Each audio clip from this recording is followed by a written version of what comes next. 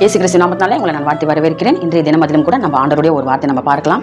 கலாத்தியர் புஸ்தகத்தில் 6வது அதிகாரத்தில் 2வது வசனத்தில் பார்த்தீங்கன்னா, ஒருவர் பாரத்தை ஒருவர் சுமந்து இப்படியே கிறிஸ்துவனுடைய பிரமாணத்தை நிறைவேற்றுங்கள் அப்படின்னு சொல்லிட்டு இந்த வசனத்தில் சொல்லுது. அப்போ ஒருவர் பாரத்தை எப்படிங்க ஒருத்தர் சுமக்கிறது, இது என்னங்க புதுசாக இருக்குது அப்படின்னு சொல்லி நம்ம சிலர் வந்து கேட்கலாம். அப்போ ஒருவர் சுமந்து கொண்டு ஒரு பாரமான ஒரு வேலையை சுமக்கிறாங்க செய்கிறாங்க அப்படின்னு சொன்னால் அதுலேருந்து பாதி நம்ம வாங்கி சுமக்கலாம். ரெண்டாவது என்னென்னு பார்த்தீங்கன்னா, கண்ணீரோடு இருக்கிறவங்க கண்ணீரை நம்ம துடைக்கலாம், உதவி செய்யலாம். இன்னும் தெளிவாக நம்ம சொல்ல போனோம்னா, ஒரு வேலை இல்லாத பிள்ளைகள் கஷ்டத்தோட குடும்ப கஷ்டத்தில் ஒரு பாரத்தோட சுமையோடு இருப்பாங்க. அவங்களுக்கு ஒரு வேலை நம்மளால் முடிஞ்சாலும் ஒரு வேலை வாங்கி தரலாம். இல்லை நல்லா படிக்கிற பிள்ளைகள், ஏழை பிள்ளைகள், அநேக பிள்ளைகள் இருக்கிறாங்க. அவங்களுக்கு வந்து ஃபீஸ் கட்ட முடியாது, ஆனால் நல்லா படிப்பாங்க. நம்ம அவங்களுக்கு கொஞ்சம் ஃபீஸ் கட்டி உதவி செய்யலாம்.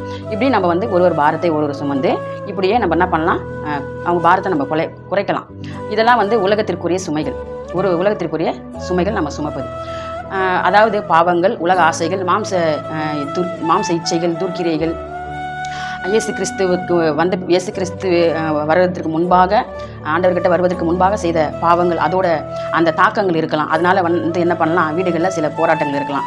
இதற்கெல்லாம் வந்து நம்ம எதுவும் செய்ய முடியாது. ஆண்டவர் இதெல்லாம் சிலுவையிலே சுமந்து தீர்த்து விட்டார் நம்மளுக்காக. அப்போ பரலோகத்திற்குரிய சுமைகள் எது அப்படின்னு பார்த்தீங்கன்னா, மற்றவர்கள் வந்து ஊழியர்கள் சோர்ந்து போயிருப்பாங்க, அவங்களுக்கு நம்ம உதவலாம். எவ்வளோ ஏழை ஊழியர்கள் இருக்கிறாங்க, அவங்க பணம் இல்லாத ஊழியம் செய்ய முடியாத இருப்பாங்க, அவங்களுக்கு நம்ம உதவலாம். பின்மாற்றத்தில் இருப்பாங்க, அவங்கள நம்ம கட்டி இழுத்துட்டு வரலாம் மறுபடியும் ஆண்டவருக்குள்ளாக. மற்றவர்களுடைய பாவங்களையும், உலக ஆசைகள், மாம்ச இச்சைகள், துர்க்கிரைகள், இதெல்லாம் வந்து நம்ம வந்து பரலோகம் போவதற்கு ஒரு தடையாக இருக்கிற சுமைகள். இதெல்லாம் நம்ம வந்து அகற்றி போடணும் நம்ம வாழ்க்கையிலேருந்து. அப்போ நம்மளுக்கு தெரிந்தவர்கள் வந்து உடல் பலவீனமாக இருக்கலாம், சிலர் பொருளாதார நெருக்கடியில் இருக்கலாம். ஊழியர்கள் வந்து எவ்வளோ ஏழை ஊழியர்கள் பணம் இல்லாத ஊழியத்தை செய்ய அவங்களுக்கு வந்து தடையாக இருக்கலாம்.